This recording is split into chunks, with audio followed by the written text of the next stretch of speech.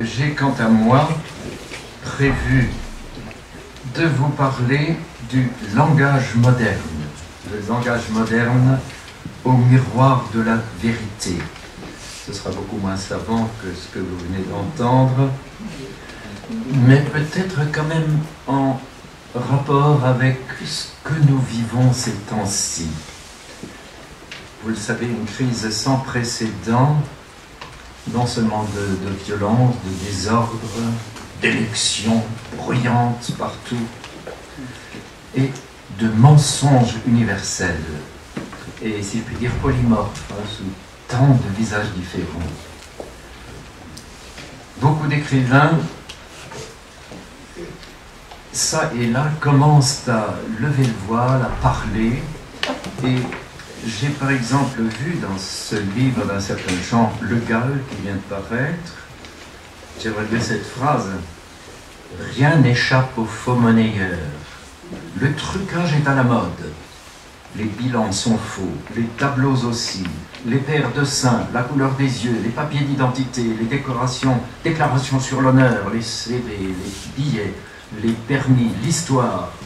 Tout sera un jour falsifié. » Oui, ce Jean Le Gall met le doigt sur quelque chose dont nous faisons l'expérience, je crois, chaque jour, autour de nous. Un écrivain portugais, Gustave Corsão, a écrit un livre, déjà il y a quelque temps, « O século de nada », le siècle du néant, du rien, oui. Désordre plus grave que nous ne le jugeons, sans doute. On en parle beaucoup, on l'évoque dans les homélies, dans les articles, dans les discours, mais au-delà de ces commentaires, peut-être qu'il faut creuser davantage, parce que le mal est peut-être plus insidieux qu'on ne le pense, à la fois plus proche, plus humble, dans la vie quotidienne, tout autour de nous, plus proche que les analyses habituelles ne le dictent, plus profond, plus caché qu'on ne le croit. Essayons d'analyser cette situation du point de vue de... Ah, la clarté. Voilà. Essayons de prendre cela du point de vue de la langue, du langage. Je crois que c'est un angle tout à fait pertinent et révélateur, me semble-t-il. Alors, essayons ce diagnostic et peut-être esquissons aussi des remèdes, une solution qui doivent exister, j'en suis convaincu. Alors, d'abord, rapide état présent. Si nous étions devant le pays, si nous étions un président des États-Unis devant un pays entier, on ferait un discours sur l'état de l'Union, discours sur l'état du langage, si vous voulez. Nous vivons dans une pollution un peu universelle. L'écrivain que je citais tout à l'heure l'a dit. Oui, le mensonge des discours politiques, médiatiques, des slogans, de la propagande idéologique, partout, de la publicité commerciale, à tous les angles de rue, à tous les intervalles des émissions radio diffusées, télévisées, de l'enseignement aussi. Il y aurait toute une conférence à faire sur l'état du mensonge universellement répandu. Oui, c'est comme un détournement de fond, pas seulement de tel ou tel politicien, mais des mots les plus parlants. Je suis, bien sûr, comme universitaire, particulièrement choqué d'entendre parler université d'été des écologistes. Université, et ça n'a rien à voir avec une université. Regardez comment ces mots sont détournés. Et cela dans toutes les directions où porte notre regard. Oui, état présent, détournement de sens, détournement déjà de la langue. Notre langue est constamment, même dans le vocabulaire courant, quotidien, on est constamment à côté du sens réel. j'avais toute une liste, on pourrait aussi là-dessus faire tout un discours sur... Vous voyez, par exemple, ces mots, on emploie sans cesse, tel sportif est une légende, les footballeurs de la légende. Le mot mythe, le mot, tous ces mots qui sont détournés constamment. Il ne se passe pas une ligne dans nos journaux, dans nos discours, sans que les mots soient déplacés de leur sens. Ou alors les fautes, ce qui me touche peut-être un peu plus particulièrement, toutes les fautes de langue. Vous voyez, par exemple, le futur n'existe plus. Personne ne vous dira, demain je partirai. Toujours je vais partir. On va faire demain. Ah, on et nous. Ah, nous, on fait ceci. Ça paraît de l'ordre des réflexions du grammairien, un peu misanthrope, qui relève les fautes à plaisir. Non, c'est très très important. Cette décalcification de notre langage, je disais détournement de fond, la langue, je le redirai un peu tout à l'heure, est une chose très, très importante, sacrée même, elle vient de Dieu naturellement. Et constamment on la déforme, à coups de slogans, de glissements de sens, de pseudo-vérité. Dominique vient d'évoquer la doxa scientifique actuelle, lui qui presque dans tous ces domaines, à part quelques essais par-ci par-là, nous impose des choses inexistantes, fausses, des croyances qui s'imposent à la masse des humains qui lisent cela, qui le reçoivent. Oui. Et ça, au début aussi de notre histoire moderne. Liberté, égalité, fraternité. Quel mensonge. Liberté. Oh, pas de liberté pour les ennemis de la liberté. Voilà, et on a tué combien de monde. On est curieusement très discret actuellement dans les régimes que nous vivons sur cette origine. Égalité. Oui. Égalité entre les grandes forces financières mondiales qui commandent tout en sous-main. Égalité. C'est un peu ce qu'on nous expliquait ces jours-ci, le triomphe du candidat républicain sorti aux États-Unis, parce que les gens ont l'impression d'être traités de façon inégale dans ce monde. On pourrait en dire beaucoup. Oui, fraternité. Inutile d'insister. La fraternité dans ce monde de violence et d'opposition permanente de tous côtés. Oui. Le langage d'aujourd'hui est dans un état vraiment de pathologie avancée, de fausseté. Et la fausseté est en soi une atteinte à la vérité, évidemment. Une mise hors la loi dans l'ordre moral, comme par rapport à ce qui devrait être. Oui. Discours sur l'état de la langue, mais essayons de, j'intitule ça un peu pompeusement, analyse spectrale du langage humain. Oui. Qu'est-ce qu'il est par essence, dans son fond? Rabelais eût pu dire, c'est le propre de l'homme, pour ce que le langage est le propre de l'homme. Oui, en dépit de toutes les ratiocinations de pseudo-savants voulant à tout prix imposer la conviction scientifique que les animaux aussi sont doués de langage, qu'ils communiquent, qu'ils échangent. Oui. Dans leur cas, ce ne sont que des signaux, des alertes, des appels lancés, donc un langage qui figure à l'étage le plus bas, simplement la communication d'émotions ou de signaux, et non pas d'une signification élaborée. Bien sûr, on nous dit que les dauphins, paraît-il, ont un langage très élaboré, et puis certains oiseaux peuvent se communiquer telle ou telle chose. Oui, oui, c'est inscrit dans la nature, dans la création de Dieu, que les animaux puissent trouver, les oiseaux migrateurs, la direction, etc., puissent pressentir les conditions climatiques. Oui. C'est la vérité naturelle, originelle. Mais on passe son temps à défigurer la réalité, à renverser l'ordre des choses. Je me souviens un instant que Chesterton disait un jour, ah oui, alors, les animaux, oui, ont aussi une histoire, etc.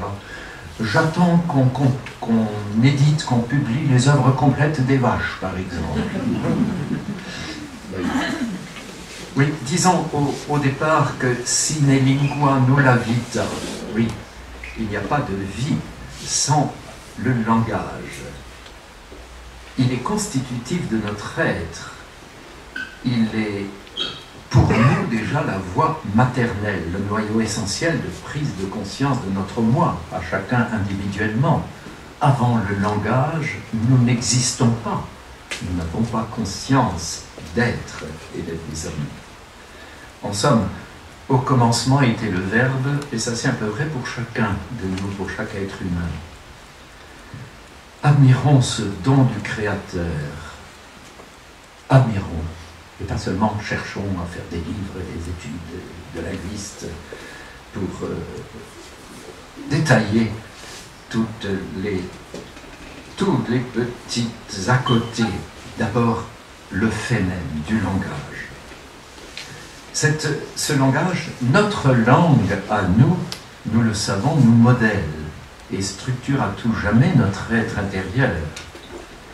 Je dirais plus, le langage établit en nous comme un firmament intérieur, comme un ciel étoilé, avec ses constellations, ses distances, ses lois de la gravitation. Oui, c'est un décor intérieur.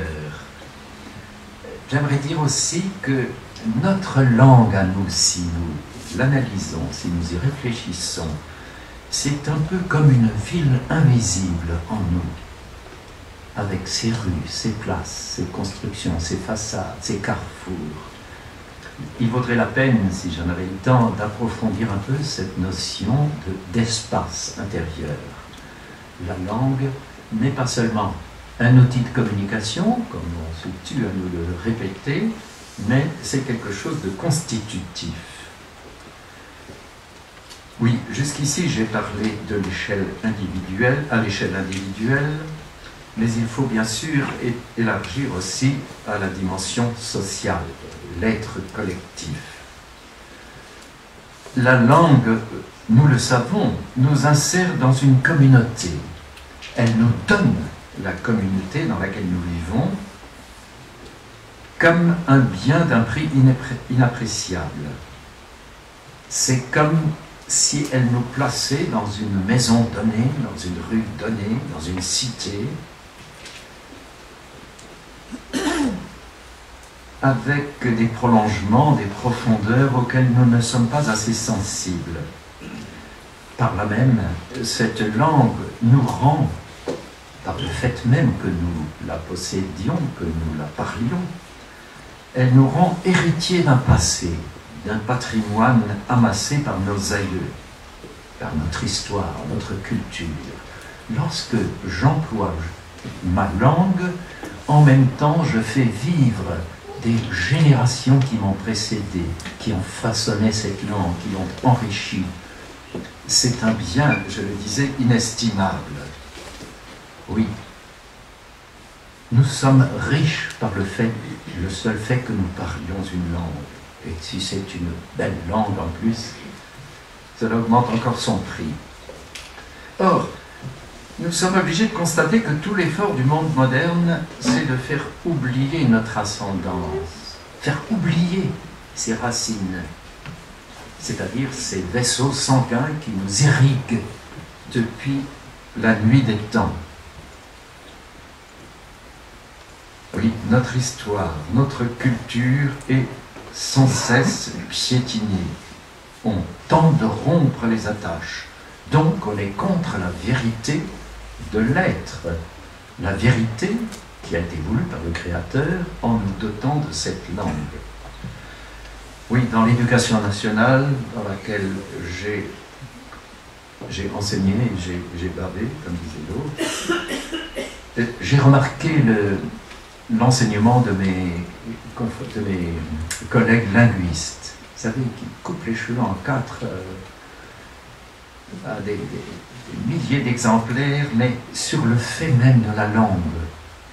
Alors ils acceptent tout, oui, c'est l'état présent de la langue, oui, l'argot, les néologies, tout ça peut entrer, on se contente de braquer le microscope dessus, puis de dire, voilà ce qu'on voit. Mais non, ce n'est pas cela.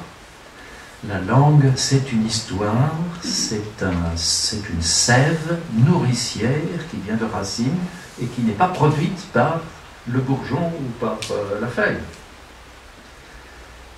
Oui, c'est le cas de parler aussi, c'est le moment de parler des langues nationales. Il y aurait beaucoup à dire. Les idiomes particuliers, après la chute et la dispersion des langues, des peuples, sont une richesse, elle aussi inestimable. Voyez comment chaque langue particulière a été enrichie par les contes, les dictons populaires, l'œuvre des poètes et des écrivains, bien sûr. Les siècles passés ont accumulé derrière nous et pour nous des réserves de sagesse, de connaissance, de beauté, que l'on oublie trop souvent. Comme fut la Bible pour les Hébreux, dont perpétuellement les prophètes disaient l'oubli. Le peuple a oublié la loi, a oublié ce que dit l'Écriture. Et il se fut châtié par Yahvé, vous le savez. Eh bien, je pense que nous couper de cette tradition qui n'est pas seulement vitale, qui n'est pas seulement culturelle, qui sera spirituelle aussi, naturellement, ressemble par bien au péché d'Israël, dénoncé dans les Écritures. Oui, nos langues, je parle des langues véritables, non pas de l'espéranto ou de cette koiné actuelle, dans le monde entier, on parle le même baratin de bas étage. Nos langues sont comme une terre antique qui permet aux vrais savants de précieuses archéologies. Vous savez combien l'étymologie est une science qui nous permet de découvrir au fond de mots usuels que nous croyons usés ou pratiques, quotidiens, permet de découvrir des trésors accumulés, enfouis. Oui. Si du moins cette science est correctement menée. Là aussi, j'en veux à beaucoup de mes collègues linguistes, la linguistique générale actuelle, qui nous maintient toujours à la surface des choses et sans creuser jusqu'au fond. Oui, un mot au passage sur la guerre menée par les tyrans de la modernité contre les particularismes provinciaux, nationaux, qu'on cherche à éradiquer à tout prix, à niveler, à effacer. Or, je pense que la loi du Créateur n'est pas dans ce nivellement, mais dans l'ordonnance universelle. Regardez comment dans la Bible, le peuple hébreu n'était pas un grand art rassemblé, 12 tribus. 12 tribus. Et il est fait constamment allusion. C'est une ordonnance, une distinction. Dans le ciel, autour du trône de l'Éternel, il n'y a pas un magma d'esprit. Il y a les cœurs angéliques qui ont des noms, des fonctions différentes. Donc, le monde moderne est sur ce point, contre la vérité aussi originelle, la vérité générale. Oui. Mon autre partie voulait s'intituler La grande prostituée. Oui. Ce serait le lieu de soulever le grave problème de l'affaiblissement de notre langue et puis son invasion barbare dans l'ordre du parler mondial. Nos langues sont peu à peu inondées, submergées. Mais d'abord, disons un mot sur la Babylone intérieure, c'est-à-dire signaler un mal interne, un péril qui, de l'intérieur, mine nos langues, et notre langue en particulier. Donc elle ronge notre organisme comme une manière de cancer oral. Ils n'en mouraient pas tous, mais tous étaient atteints, disait déjà le fabuliste, oui, tous. C'est-à-dire, mesdames, messieurs, mes chers amis, nous aussi, inconsciemment sans doute, nous participons de l'affaiblissement de notre langue. Ce serait le lieu de faire ici un bref bilan de santé, un diagnostic de toutes les fautes de la langue. J'ai fait allusion tout à l'heure. La subordination, les grandes phrases construites existent de moins en moins. Tout est coordonné, c'est-à-dire maintenu à un niveau horizontal. Quand vous lisez nos auteurs classiques, vous avez encore de magnifiques périodes, comme du temps de Cicéron, pour le latin, on construisait. Maintenant, il n'y a plus cette hiérarchie des temps, des causes, des conséquences. C'est simplement une addition horizontale. Oui. Disparition, un grand affaiblissement de la syntaxe. Un peu comme l'idéologie démocratique dans le monde. Il n'y a plus les hiérarchies naturelles. Non.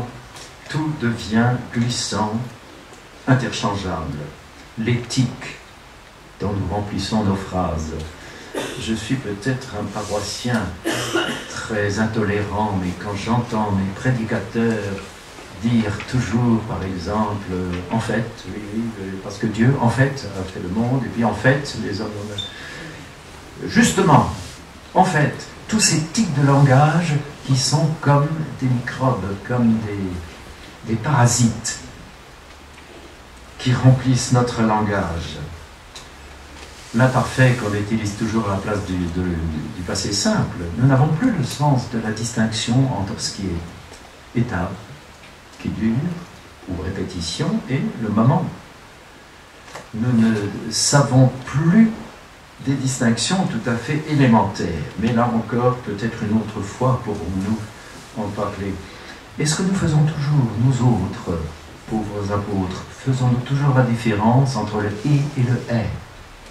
J'entends toujours parler comme si nos praticiens de la télévision, de la radio étaient devenus chrétiens. Ils parlent tous des pécheurs, des pécheurs qui sont allés dans la mer. Non, les pécheurs et les pêcheurs. J'irai au futur, mais j'irai si je pouvais.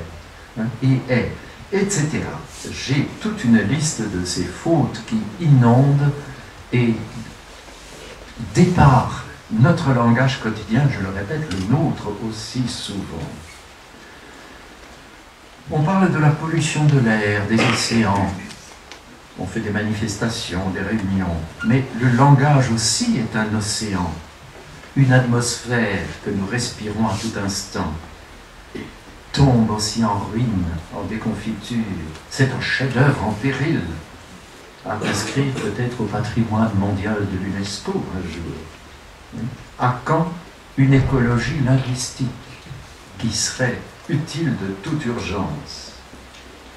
Les mots, le verbe sont comme le sang qui irrigue l'organisme d'une société, et toute maladie qui affecte ce sang-là, ce langage, met en péril la santé collective. Et oui, j'ose l'affirmer ici. Alors, les causes, elles sont multiples, elles sont diverses, le laisser-aller général. Bien sûr, les mots, le style, l'argot, style dépenaillé, comme nos vêtements. J'avais tout un paragraphe prévu sur la similitude entre le laisser-aller dans le langage et le laisser-aller dans la tenue, les tenues d'aujourd'hui. Lorsque vous consultez une vieille photographie, mettons des années 30 encore, regardez une rue de Paris, regardez comment les commerçants, les artisans, bien sûr les bourgeois et les autres étaient habillés. Regardez aujourd'hui. Il m'a surpris, attristé l'autre jour, c'était dans un pays d'Europe centrale, un vieux monsieur, cheveux blancs déjà, l'air assez auguste, et qui était en short, avec un tatouage sur les genoux. Et ça, c'est partout autour de nous. Il est impossible, dans une société saine, digne de ce nom, de se vêtir ou de s'exprimer de la sorte. Un jour, je suis allé, c'était le précédent président de mon université, j'étais allé au théâtre le soir, à la Comédie, dans ma ville, et selon le vieil usage de ma famille, on s'habillait pour aller au spectacle le soir. Mon président d'université était là en col roulé, etc. Alors, de façon à être entendu, parce qu'il y avait beaucoup d'étudiants aussi qui étaient venus ce soir-là, j'ai dit, moi, je m'habille pour sortir le soir. Oui, donc vous voyez, c'est vrai, il y a osmose entre les deux, la manière dont nous nous habillons, dont nous parlons, et dont nous habitons. Je suis quant à moi très sensible au langage de nos rues, de nos maisons, de nos façades. Regardez ce nivellement dans certaines rues, certains quartiers, ça ne parle plus rien. C'est froid. Regardez d'un côté les maisons du XVe siècle, du XVIIIe siècle, regardez les façades. S'il existe encore une ancienne enseigne en métal, avec un dessin, avec une découpure, et maintenant, regardez les panneaux. Oui, c'est tout un ensemble de style de vie, d'allure, n'est-ce pas, de vêtements, de décors dans lesquels nous vivons, mais aussi, je vais essayer d'aller un peu plus vite, oui, l'incessant bavardage. Notre langage aujourd'hui est tellement multiplié par les radios, les sonos, les écouteurs sur les oreilles, les publicités, les cris des manifestants. Partout on crie, on manifeste. Oui. Nous avons un grand besoin, nous aurions un grand besoin de silence. Silence visuel, je disais à l'instant les panneaux, oui. L'écriture, le langage, c'est aussi l'écriture. Regardez nos rues actuelles, nos routes. Il n'y a pas un pouce carré de terrain où il n'y a pas une inscription. Et dans cette maison, partout, il faut des panneaux avec des flèches et savoir où. C'est une image très vivante aussi. Ce langage visuel est comme le langage parlé ou hurlé. Je viens de découvrir sous la plume du cardinal Robert Sarra un livre qui vient de paraître, qui s'appelle « La force du silence ». Il a de très belles citations. Au cœur de l'homme, il y a un silence inné, car Dieu demeure au plus intime de chaque personne. Dieu est silence. Et ce silence divin habite l'homme. En Dieu, nous sommes inséparablement liés au silence. L'Église peut affirmer que l'humanité est fille d'un Dieu silencieux, car les hommes sont les fils du silence. La charité naît du silence. Elle procède d'un cœur silencieux capable d'écouter, d'entendre et d'accueillir. Le silence est une condition de l'altérité et une nécessité pour se comprendre soi-même. Je pourrais continuer ce texte qui n'est par hasard tombé sous les yeux. Donc c'est un livre qui vient de sortir chez Fayard, « La force du silence contre la dictature du bruit ». Nous sommes tout à fait dans mon sujet. Je pense que l'une des causes profondes de l'anémie de notre langue, de son empoisonnement interne, vient de l'outrance de son usage. Tout parle, tout hurle, tout élève la voix. Oui, peut-être faut-il mentionner aussi la réduction de plus en plus fréquente du langage à des sigles, des abréviations, partout, partout. Vous entrez dans certaines administrations, vous ne comprenez plus rien parce qu'ils parlent uniquement de... Et encore ANP, RMI, nous comprenons, mais toutes les autres formules de ce genre, dans tous les domaines. Et c'est très dommageable. C'est l'invasion de ce qu'est la langue par le chiffre. Le chiffre. Uniquement la quantité de choses. Uniquement ce qui compte, c'est l'accumulation de petites données. Oui, dénaturation. En cela aussi, au miroir de la vérité. Nous sommes en train de ternir ce miroir, mais ce n'est plus un miroir qui reflète la vérité. Nous la cachons de plus en plus. Oui. Bien sûr, je signalais le chiffre, le calcul qui envahit tout, à ne pas confondre avec le nombre sacré qui est dans le texte de la Bible, qui est dans l'architecture de nos cathédrales. Le nombre est signifiant, mais ce n'est pas ce calcul-là, ce chiffre moderne. Oui. Bien sûr, autre cause, l'omnipotence du commerce et de la politique.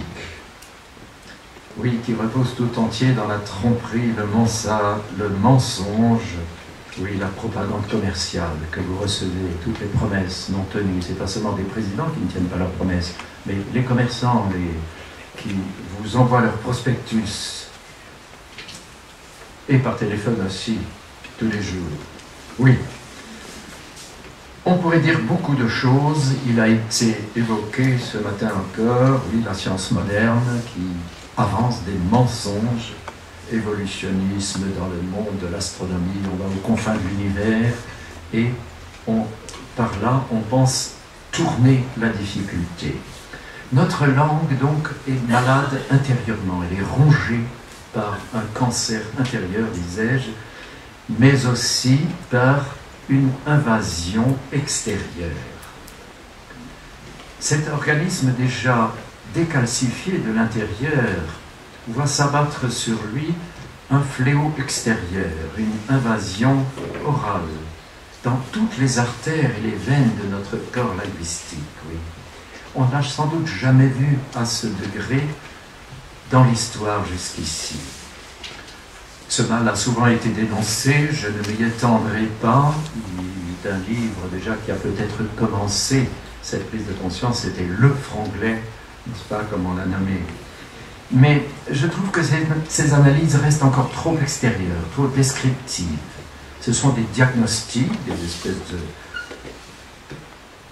projecteurs lancés sur l'état de la langue, mais ce qu'il faudrait souligner, c'est combien cela dénature notre essence, notre être collectif.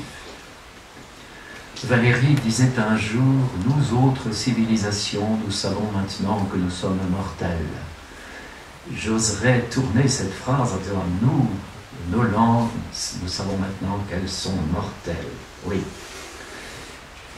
C'est remplacé par une langue passe-partout, une langue uniquement servant au commerce, au troc, aux échanges, à l'utilitarisme, vous le savez. Au miroir de la vérité, mais la vérité, que dit-elle dans l'Apocalypse? Personne ne pourra plus acheter ni vendre, sinon celui qui a la marque, le nom de la bête ou le chiffre de son nom. Oui, quand je vois nos enfants, nos jeunes, tous avoir déjà sur la tête, sur la poitrine, c'est toujours une autre langue que la leur. Ces mélanges même sont très dangereux. Peut-être Bernanos, dans les grands cimetières sous la lune, voyait-il un peu cet état de choses en lançant cette formule bien connue. Plutôt 1000 fois crever que de vivre dans le monde que vous êtes en train d'aménager. Oui, un monde où c'est peu à peu une autre langue, une contre-langue, la langue du maître de ce monde qui partout s'insigne, et non plus les langues vivantes, dites vivantes, qui sont l'expression d'une identité, d'une culture, d'une histoire. Oui, j'aurais dit ici, je ne veux pas prolonger, que les langues pourraient se classer, je pense, selon les 3 ordres de Pascal, où chaque langue, au bas de l'échelle, ce que Pascal disait, l'ordre de la chair, de la matière, oui, c'est l'information, la communication. On dit des choses utiles, inutiles, etc., méchantes, gentilles. Au 2e degré, l'ordre de l'intelligence. C'est-à-dire que la langue donne à réfléchir. Elle fait échanger des idées. C'est l'enseignement, le discours, les théories scientifiques, philosophiques. Le 3e degré, Pascal l'appelait l'ordre de la charité. Je crois que la langue est porteuse, puisqu'elle nous mène vers la vérité. Elle doit nous mener vers la vérité et de l'ordre de cette charité-là, hein, la charité linguistique. La plus haute destination de la langue dans l'exercice de sa plénitude, ce n'est pas seulement de dire des choses intelligibles, c'est de dégager aussi, comme un bon instrument de musique ne joue pas seulement une note, mais développe des harmoniques. Vous savez que les précieux instruments d'autrefois sont ceux qui enveloppent les orgues, les différents jeux de l'orgue, des harmoniques, des sons qui viennent s'ajouter au son fondamental. Eh bien, dans l'ordre de la langue, il en va de même. Il faut non seulement qu'il y ait l'utilité, non seulement l'idée échangée, transmise, il faut qu'il y ait ce je ne sais quoi de plus, enfin si je sais un peu de quoi quand même, qui se trouve par exemple dans les chansons populaires, parce que braille les haut-parleurs partout. Du reste, c'est curieux, toujours dans la même langue. Dès qu'il y a un succès, dès qu'il y a un assemblée populaire, dès que les gens se mettent à danser, ce n'est plus notre langue, ce n'est pas la langue de nos vieux chants populaires, les vrais. Vous avez le sentiment qu'il y a là un vieux chant breton, un vieux chant auvergnat, un vieux chant provençal, etc. Et bien sûr, les musiciens, bien sûr, les poètes, les écrivains et les poètes, qui sont les bienfaiteurs de la langue. Les grands, les vrais, pas forcément les prix littéraires là, qui viennent de se succéder les uns les autres, les grands écrivains, ceux qui développent des harmoniques. Il n'y a pas seulement une histoire racontée, pas seulement une intrigue. Vous voyez le succès actuel du roman policier, des films policiers. Il y a toujours uniquement une énigme, une histoire, des faits, des faits, des faits. C'est pas seulement une intrigue, c'est autre chose autour que la vraie littérature. Je reviens par exemple, je prêche un peu de ma paroisse, je reviens d'un colloque où nous venons fêter les 40 ans de la mort d'un certain Henri Bosco. Henri Bosco, c'était le petit-neveu de Don Bosco. Quand on étudie un de ses livres, on voit des significations inaperçues à la première lecture qui se dégagent. Des choses d'une richesse inouïe. Donc pas seulement des descriptions de beaux paysages, pour lui c'était le Luberon, c'était ce coin de Provence. Pas seulement des descriptions, pas seulement des histoires, mais toutes sortes d'émanations qui viennent enrichir le discours premier. Eh bien, notre langue quotidienne, lorsqu'avec les véritables inflexions nous la prononçons, lorsque nous la lisons sous la plume des maîtres de l'écriture, oui, c'est autre chose. Ça développe en nous ce quelque chose qui n'est pas seulement de l'ordre palpable, quantifiable. C'est très important. Je trouve à propos, oui, bien parler, c'est par exemple mettre les accents du français là où il faut. Or, comme le discours commercial ou politique l'emporte un peu partout, c'est toujours l'accent tonique qu'on met sur le début des mots. La promesse que je vous fais, c'est... L'accent tonique français, c'est sur la dernière, ou parfois l'avant-dernière. Je ne l'entends presque plus jamais comme cela.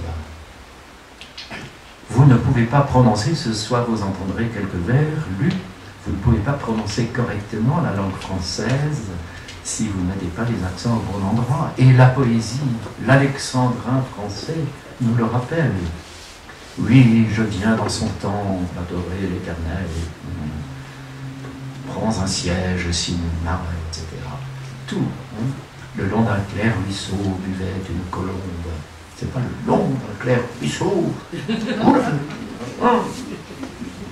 Dénaturation de notre langue et aussi dénaturation sous l'effet de cette langue étrangère tyrannique qui nous envahit. J'ai entendu, mesdames et messieurs, peut-être l'ai-je déjà fait une fois, au concours à l'oral de l'agrégation, un des candidats à qui nous avions donné, on est toujours plusieurs dans le jury de l'agrégation, nous avions donné à expliquer un poème de Victor Hugo.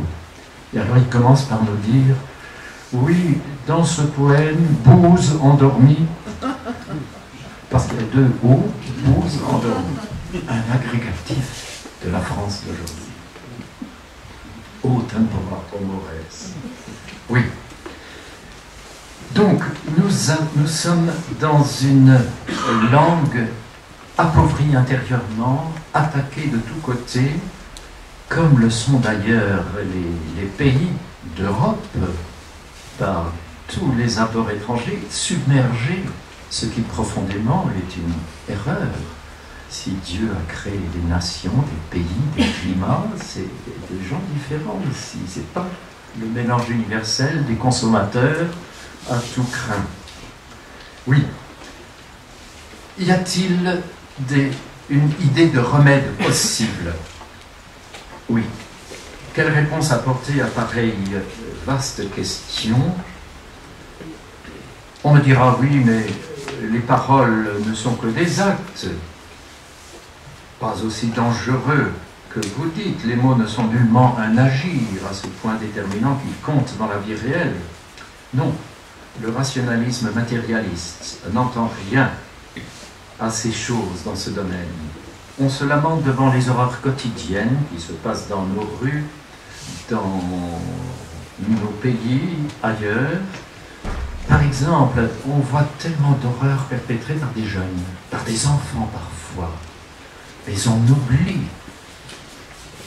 ce fait que la cause n'est pas extérieure, mécanique seulement.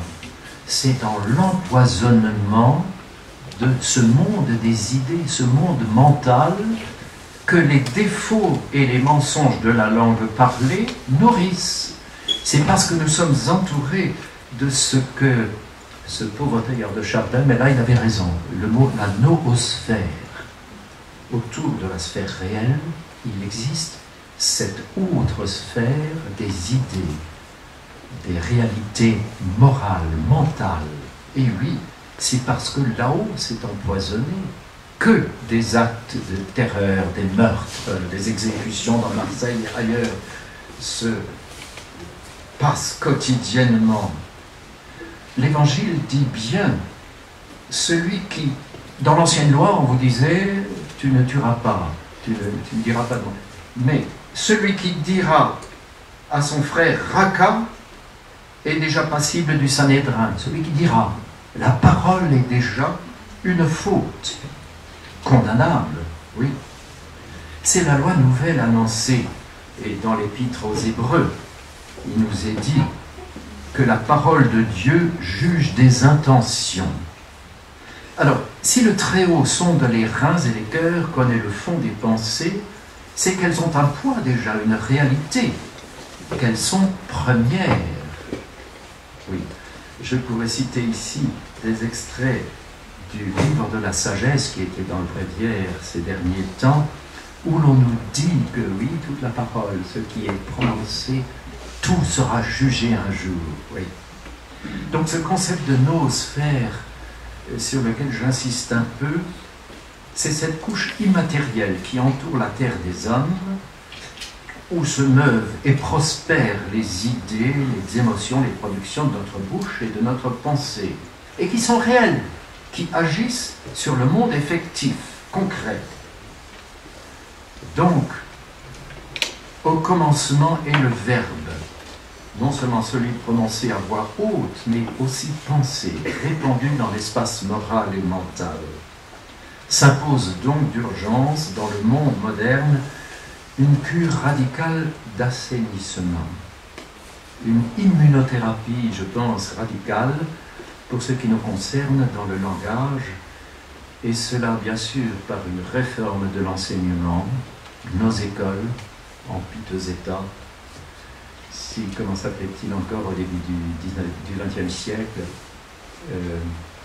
la grande pitié des églises de France. J'aimerais écrire un jour la grande pitié des langues de France, oui, ou de la langue de France.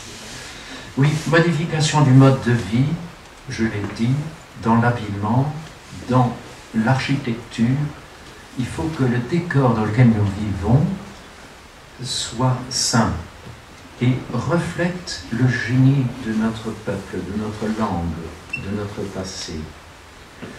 Il faut retrouver une humilité technique, une modestie dans nos prétentions dominatrices sur l'univers. Jean Giono, dans un de ses romans, qui s'appelait le nom m'échappe maintenant, peu importe.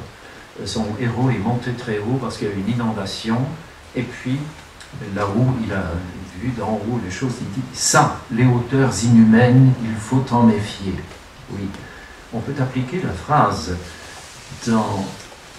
à notre domaine, ou peut-être simplement les mots du Petit Prince. Le technicien lui dit qu'il peut gagner du temps grâce aux machines. Le Petit Prince, si j'avais 53 minutes à dépenser, je marcherais tout doucement vers une fontaine. Oui. Tentation du gigantisme, du prométhéisme qui se trouve à tout instant dans le langage moderne. Nous avons évoqué les hurlements des médias, les titres sensationnels de nos journaux, les superlatifs. Personne, nous-mêmes compris, ne pouvons plus dire « je suis triste »,« je suis très très triste ». Voilà, c'est extrêmement, tout est extrêmement.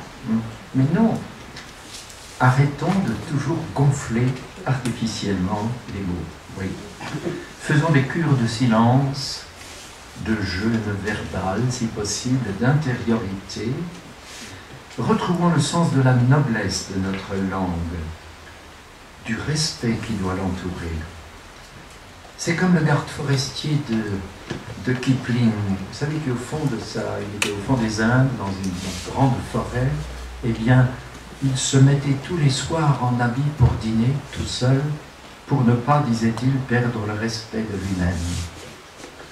Ah, si nous pouvions nous remettre en habit, dans notre bouche, dans notre langage, pour ne pas perdre le respect que nous devons à ce verbe.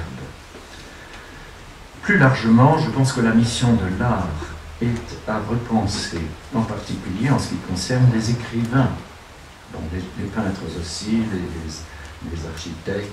Oui, c'est une fonction à rétablir dans sa noblesse. Je suis toujours un peu suspect, d'ailleurs je ne les lis pas.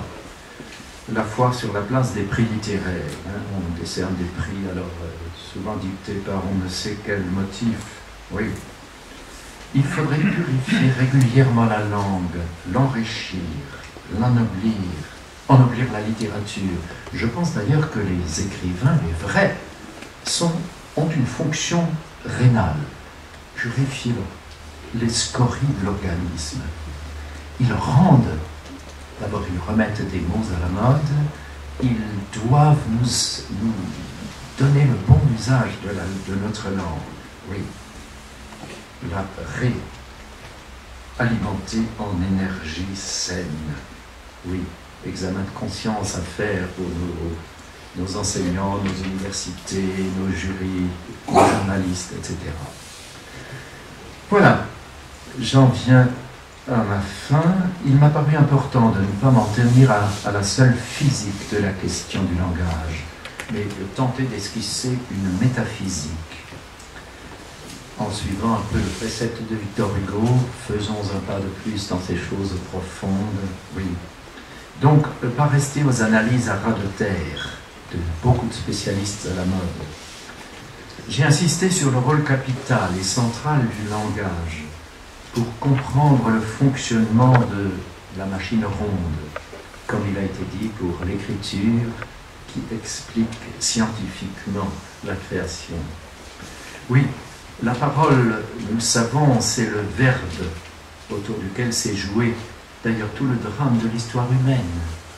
Il y a eu deux pôles, vérité et mensonge, deux moments, oui, durant toute l'histoire, entre vérité et mensonge.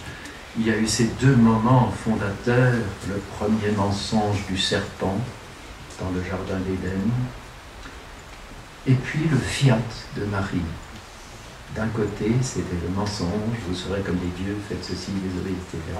Et de l'autre côté, l'obéissance. Dans le fiat de Marie, gît peut-être toute la leçon qu'il faudrait tirer de cette question. Et dans les moments contemporains, aujourd'hui plus que jamais, il y a une confrontation entre cette tromperie universelle que j'évoquais, la conjuration du mensonge, et le salut, la lux. Le psaume 2, que nous chantons dans la vie de Noël, je crois, Quae gentes. Pourquoi les nations ont-elles frémi et les peuples ont-ils médité des choses inâmes? Oui, contre la vérité. Notre langage quotidien est la scène où se joue le drame du mensonge opposé à la vérité. Donc, ce langage de vérité doit non seulement être fidèle au Verbe de Dieu, être la lumière dans les ténèbres actuelles, mais il faut encore que ce verbe, notre langage, soit beau. Les Grecs avaient cette expression, ils parlaient de kalos kagatos, le beau et le bon. Voilà comment le langage. Alors, dans ce cas, nous monterons au 3e étage, au 3e ordre pascalien. Ce langage doit être beau. Notre langue doit, même quotidiennement, être belle, comme l'épouse du Cantique des Cantiques. Vous connaissez ce texte très beau qui chante, elle est toute belle. Oui, ma bien-aimée, tota pulcra es. Oui, quand elle va au-devant de son divin époux. Mais nous allons, en parlant, nous allons au-devant du Verbe divin. Voyez donc la dignité incomparable de toute parole humaine qui, en dernière analyse, est faite pour s'adresser au Très-Haut, après tous les discours provisoires tenus sur la terre. Oui, un jour nous sommes faits, notre langue est faite pour dire sine fine dicentes sanctus, sanctus, sanctus, dans l'éternité. Il y aura cette parole tout le temps et ce ne sera plus aucun mensonge, mais uniquement la langue de vérité. Alors, appel à nous tous, purifions, élevons notre discours, même quotidien, nous souvenons des devoirs de justesse, de vérité, de beauté qui viennent d'être rappelés. Mais, accessoirement, luttons aussi de toutes nos forces pour la purification de la langue priée, de la langue liturgique. Expulsons du sanctuaire tous les marchands du temple, n'y laissons entrer, pénétrer que le Verbe qui a revêtu le vêtement de noces. Je vois là une allusion à tous ces langages, à ces propos simplistes qui sont échangés. Je ne parle pas du prêtre qui en ornement encore dans l'allée centrale salue les gens, embrasse les dames dans l'église, juste après l'office. Oui, tout cela n'est pas revêtir le manteau de noces demandé par la parabole. Oui, il faut aussi que nous luttions, pas seulement pour le français, mais aussi pour le latin. Vaste question qui sera peut-être développée une autre fois. Ainsi, nous accomplirons notre devoir, omnia instaurare in Christo. Oui, tout instauré dans le Christ. Je vous remercie.